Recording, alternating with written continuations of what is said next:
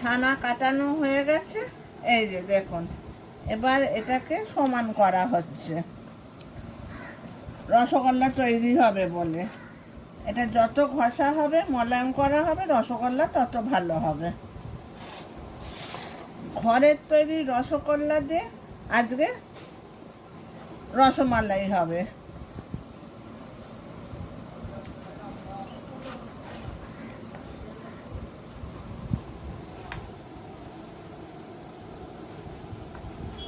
এই যে আমাদের রসগোল্লা তৈরি হচ্ছে, এখন কম করেই করছি। এটা দিয়ে রসমালাই হবে, এই জন্য ছোটো ছোটো করেছি। ঘরে ছানাটা কাটিয়ে মেখে এই যে হচ্ছে রসমালাই। এখন চিনির রসে ফুটছে, এরপরে রসমালাই হবে। কিন্তু একটু বড় বড় হয়ে যাচ্ছে না? এটা হবে, এটা ফুটলে বড় হয়ে যাবে। ছোট কড়াই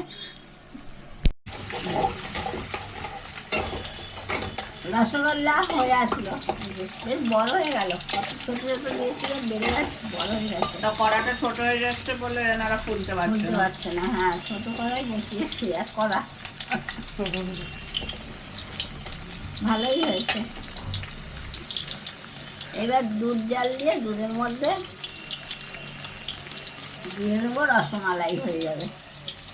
যে কারণে ছোট ছোট করলাম, একদম বড়ই হয়ে গেল। তোমার জায়গাটা বড় হতো, আরো বড় হতো। হ্যাঁ, রসমালাইয়ের দুধ ফুটিয়ে নিয়েছি। এইবার রসগোল্লাগুলোকে ছাড়বো। দুধ ঘন হয়ে গেছে। রসমালাইটি একটু পাতলা থাকে, তাও এটা ঘন হয়ে গেছে। আবার রসগোল্লা দিয়ে একটু ফুটবে তো। আস্তে করে, হ্যাঁ করেছে। আমি চলে যাই আটা মাখতে। দাঁড়াও, চুপ করো। রসগোল্লাগুলো দিয়ে দিয়েছি। রসগোল্লা একটু ফুটবে, হয়ে যাবে, তাহলে ভালোই তো হলো। হ্যাঁ, তো খারাপ হবে কেন? বাড়ির তৈরি জিনিস। দোকানে সব ভেজাল।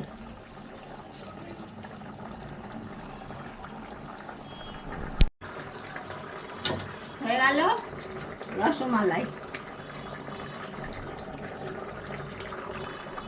সম্পূর্ণ বাড়ির তৈরি রসমালাই। হ্যাঁ,